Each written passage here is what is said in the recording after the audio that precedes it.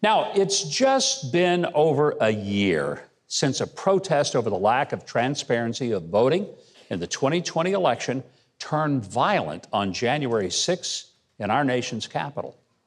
Now, of the tens of thousands of those who were there to protest, the number of those who actually crossed the line of peaceful protest into criminal trespass, vandalism, or assault of a police officer was a very tiny little fraction, maybe at best in the hundreds. But to hear Joe Biden, Nancy Pelosi, Kamala Harris, or the mainstream media describe it, it was the darkest day in American history, equaling or surpassing 9/11, Pearl Harbor, or the Civil War.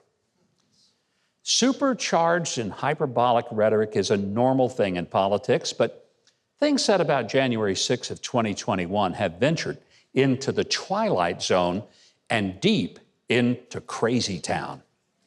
I mean, look, first, what happened that day was most certainly not an insurrection, if one means that there was an attempted takeover of the government.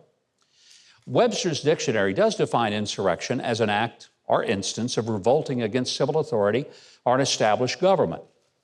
It was an instance of revolt, but most certainly not an attempt to overthrow the government. Because if it were, it was even dumber than when I first stated that I called the actions of some of those that day overheated chuckleheads who behaved in boneheaded, hurtful, and destructive behavior.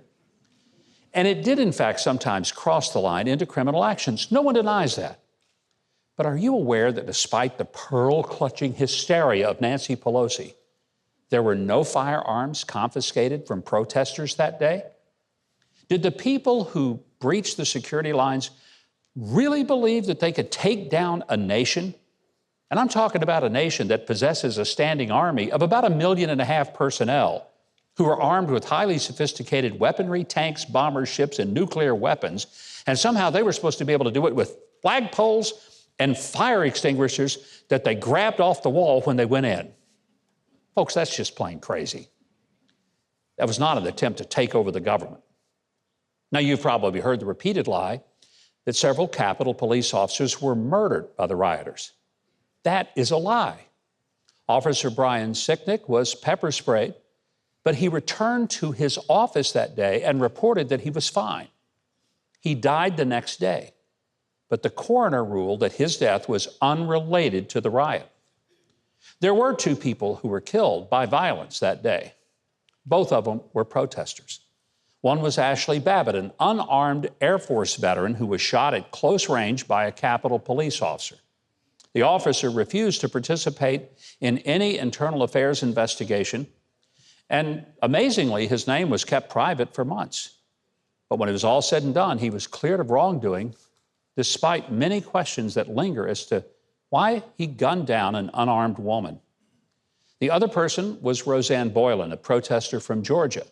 She was crushed and trampled when the crowd was pushed back by police officers who continued to advance against the protesters despite repeated cries for help to be given to her.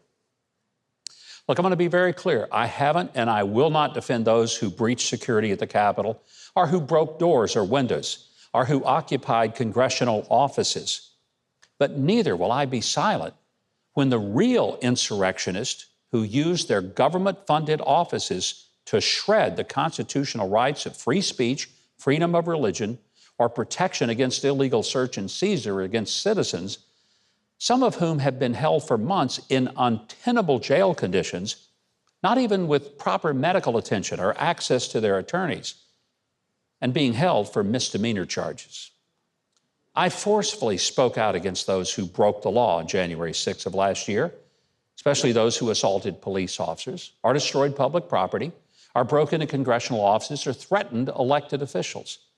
But don't insult the intelligence of the American people by pretending that the actions of a very few people that day were actually worse than Pearl Harbor, while ignoring the fact that if it was an insurrection, not one person has been charged with that crime or even the crime of terrorism. And some who espouse such nonsense defended the riots that happened throughout the summer of 2020, including Kamala Harris, who actually raised money to pay bail for rioters who burned police cars, assaulted cops, and looted private businesses. Law and order ought to be the same for everyone. I don't care what their political views are. And it also ought to be the same for elected officials. In fact, maybe especially for elected officials. Now, if you're seeing this, I know you've enjoyed that video. I mean, how could you not, after all? So you know what you should do? Leave a like, click on the subscribe button below, and hit the notification bell next to it so you'll always know when I have another video up for you to enjoy.